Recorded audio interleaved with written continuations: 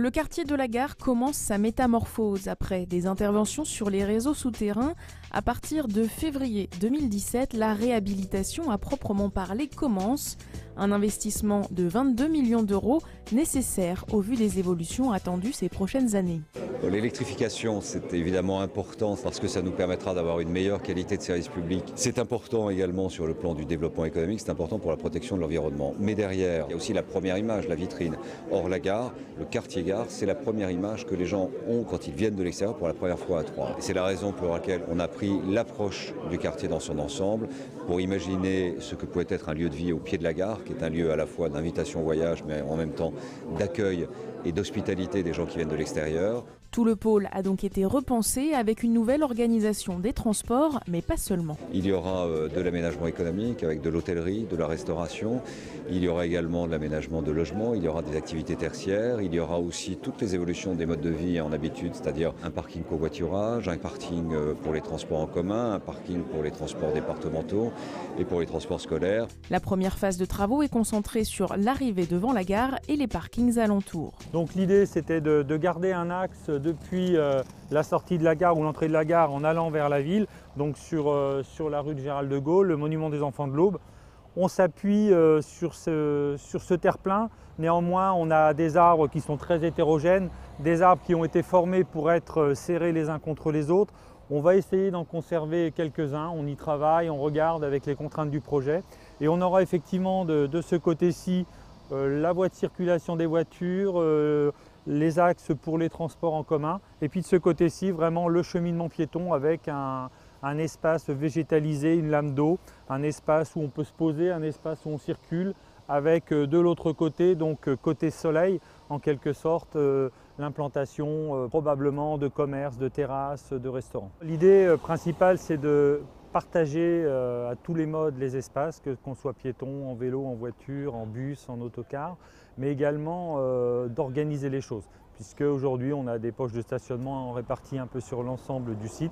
Là on va vraiment organiser pour qu'il y ait une vraie lecture de l'espace public, sachant que le parvis de la gare, l'idée c'est que quand on arrive à la gare ou quand on sort de la gare, on ne se pose pas de questions. Premier chantier pour l'accès en voiture, un parking des pauses minutes va voir le jour pour un stationnement gratuit de courte durée. Il n'y aura plus qu'un seul accès par la rue du Ravelin afin de faciliter la circulation et surtout de la sécuriser parce qu'il y a quand même beaucoup de piétons, c'est un pôle multimodal, donc il y a beaucoup de gens qui sortent de la gare et qui vont prendre d'autres modes de transport en commun. Et ensuite, on ressortira par le boulevard Carnot comme on le fait actuellement.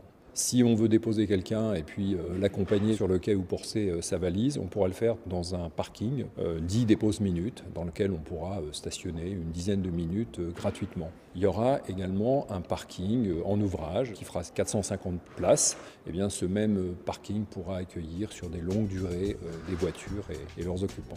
Côté transport en commun, l'actuelle gare routière va laisser sa place notamment aux bus de l'agglomération. C'est ce qu'on appelle un pôle multimodal. Ça veut dire qu'on va trouver sur un même site de nombreux modes de transport. Le train, bien évidemment, puisqu'on est à la gare, également des voitures, on trouvera également des vélos, on trouvera également des cars, on trouvera également des bus. Donc c'est vraiment un pôle multimodal central qui permettra à tout type de locomotion de cohabiter harmonieusement. Donc demain, on sera sur l'axe des taxis, la voie de circulation qui permettra de passer devant la gare pour aller sur le parking minute et également le point d'arrêt des bus. Aujourd'hui il y en a 5 sur l'ensemble autour de la gare, demain il y en aura un seul et depuis ce point de départ on pourra aller sur la majorité des lignes de l'agglomération. La gare routière sera installée un peu plus loin, 13 quais avec des abris pour les passagers qui attendent et un cheminement sécurisé pour y accéder.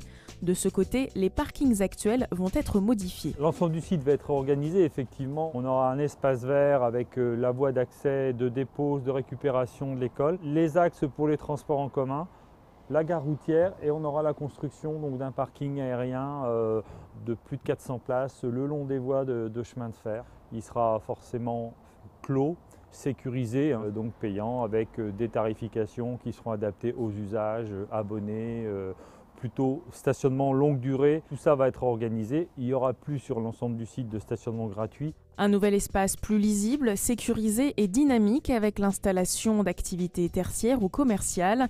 Les travaux doivent se prolonger jusqu'à l'été 2019. Ensuite, le pôle gare aura changé de visage. Aujourd'hui, c'est simplement un endroit où on va à la gare. Moi, je crois qu'un quartier autour d'une gare, c'est bien plus que cela. Il y aura bien évidemment des restaurants, il y a déjà des hôtels, mais je crois qu'il faut le considérer, encore une fois, comme dans tout ce que l'on a fait dans le cadre de la requalification urbaine, comme un lieu à vivre, un lieu agréable où on peut séjourner, où on peut profiter du soleil, profiter des plantes que nous allons y planter. Et puis il y aura également un pôle tertiaire, ça c'est important. Il y a des activités tertiaires qui peuvent être implantées en plein centre-ville. Et je crois que la proximité de la gare peut être un atout, surtout encore une fois avec l'électrification, la ligne 4 jusqu'à 3, où on peut imaginer que des gens ont envie de déconcentrer en fait leur activité dans une ville où il fait bon vivre et dans un cadre de qualité. En attendant, ces travaux peuvent provoquer des perturbations de la circulation, un chantier qui évolue en fonction des différentes phases. Tous les services et commerces resteront accessibles, mais il est conseillé de prendre en compte ces contraintes et d'anticiper ces déplacements.